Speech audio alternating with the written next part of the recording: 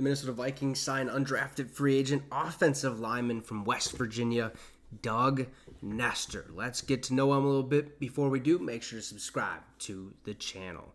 So in 2019, as a freshman, Nestor saw action in just 12 games, played a total of 585 snaps for the Hokies. He allowed just 3 quarterback hurries, 2 quarterback hits, and 3 sacks while playing at right guard. Now, as a sophomore in 2020, he played 8 games, 375 snaps, conceded just 1 quarterback hurry, 3 quarterback hits, and no sacks while playing the most of his snaps at right guard.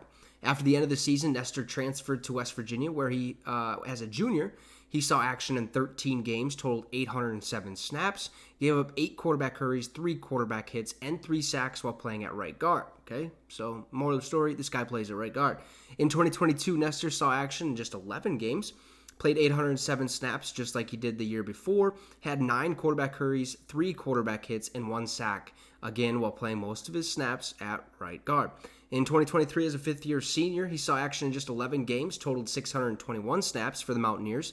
He allowed 8 quarterback hurries, 3 quarterback hits, and no sacks while playing most of his snaps this time at right tackle. So he likes to stay at the right side of the field, and I'm assuming the other ones where they say most of his snaps are right guard, I'm sure the other snaps were at right tackle as well, where he made that transition. So basically out of this, you're going to get about 3 quarterback hits a season out of this guy. Probably going to be more if he does make the team in the NFL. Okay, you're going up against a bunch of monsters. Okay, on that defensive line. So some strengths for Doug Nestor. He will have a chance to develop as a right tackle or possibly inside guard, where he could be an interesting prospect for a zone blocking team. If nothing else, that versatility is enough to make him at least a quality reserve player. In the run game, he shows off good burst off the line of scrimmage with the ability to win at the point of attack.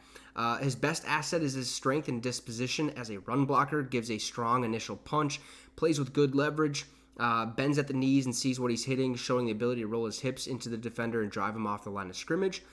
Fires out of his stance with a good pad level. Okay, that's pretty good. Consistently winning at the point of attack.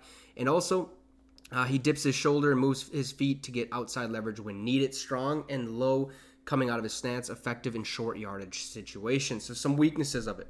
Okay, he flashes the ability to move his man in his hands, but is not yet consistent in this area. His hands aren't violent enough to stand pass rushes up early in the down, and Nestor generally plays with poor balance. Often gets too high in his sets, sacrificing some of his power, and he doesn't show great coordination between his upper and lower body when sliding back in pass protection. I don't care about any of these weaknesses. What I heard from his strengths basically tells me this guy's going to make the roster one way or another. Again, we need that offensive line depth. This guy could fit in real well at that right guard's position where we actually do need somebody to take that role. It could be Walter Rouse that we drafted just the other day, or it could end up being this guy. I could see him being a backup for our team for at least the next couple seasons. We'll see what happens. But Doug Nestor has a very, very good chance of making the roster. So there you have it. The Minnesota Vikings signed Doug Nestor out of West Virginia, offensive lineman. Let me know your thoughts in the comment section down below. Drop a like and subscribe to the channel. Have a great one, ladies and gentlemen, and Skol Vikes.